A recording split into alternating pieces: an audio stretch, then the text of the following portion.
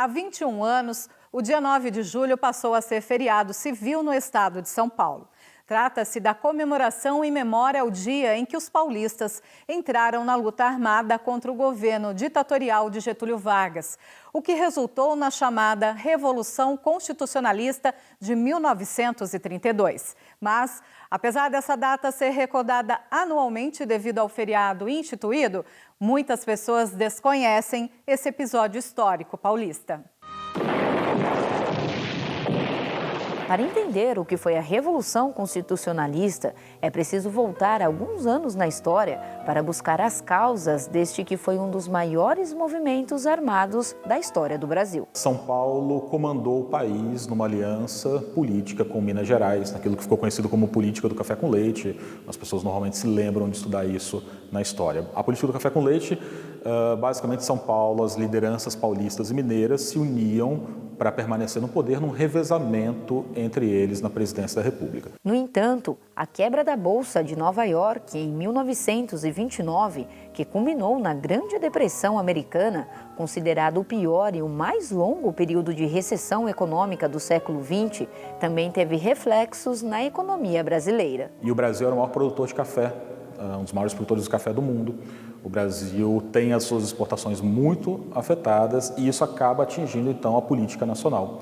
É o momento que nós estamos chegando à eleição de 1930, eleição presidencial de 1930. São Paulo estava no poder e, no acordo político com Minas Gerais, São Paulo deveria passar o bastão para Minas Gerais.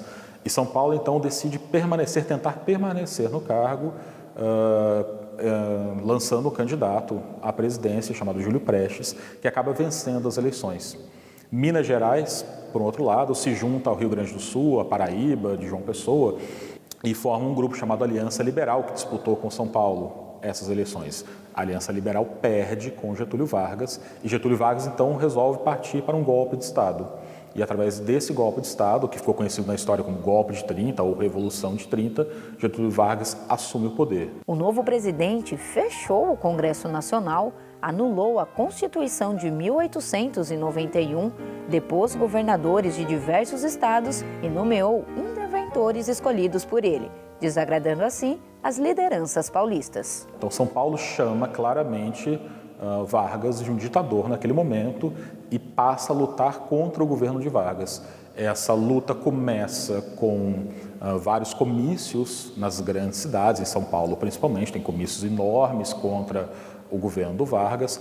Esses comícios vão se avolumando e acabam se transformando em comícios que atingem a população civil. Então você tem a entrada de estudantes, a entrada de várias parcelas da população contra o Vargas, incentivadas a lutar contra o Vargas. Em um desses comícios, 4 estudantes morrem, as iniciais desses estudantes, MMDC, acaba se tornando então a sigla que representa São Paulo na luta contra Vargas. Essas mortes ocorridas em 23 de maio de 1932 foram um estopim para a revolta que teria início no dia 9 de julho. Com a ajuda dos meios de comunicação em massa, o movimento ganhou apoio popular e mobilizou 35 mil homens pelo lado dos paulistas contra 100 mil soldados do governo Vargas. Os líderes do movimento paulista, eles vão inflamar a população civil, martirizando esses 4 estudantes, como símbolos da luta paulista, e começa a haver então toda uma movimentação para chamar a população civil paulista a se juntar de que forma fosse. Os confrontos contra os soldados de Vargas duraram 3 meses. Em 2 de outubro de 1932, as forças paulistas se entregaram ao líder da ofensiva federal. Ao final, foram registradas entre 600 e 800 mortes, número superior às baixas brasileiras durante a Segunda Guerra Mundial. São Paulo perde o conflito, mas logo depois, aquilo que era o grande objetivo de São Paulo, que era a criação de uma Constituição, foi criado por Vargas, que é a famosa Constituição de 34, criador de direitos trabalhistas no Brasil, de voto feminino, super importante para a nossa história. O professor destaca que, apesar de alguns intelectuais da época pedirem a separação de São Paulo, essa solicitação não foi defendida pelos líderes paulistas. Na verdade, se você pegar as imagens, você vai ver sempre São Paulo unida ao Brasil e nunca contra. Então é importante que as pessoas percebam que a interpretação histórica muda. Durante um certo tempo se falou nessa possibilidade de São Paulo querer se separar do Brasil e hoje os historiadores claramente existe uma outra interpretação.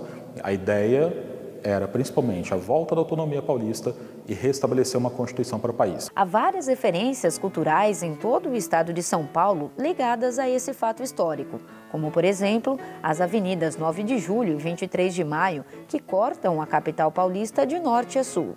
Há também um obelisco localizado no Parque do Ibirapuera. O mausoléu abriga os corpos dos estudantes mortos em 23 de maio e de mais de 600 combatentes que lutaram durante a Revolução. É o maior monumento da cidade de São Paulo, com 72 metros de altura.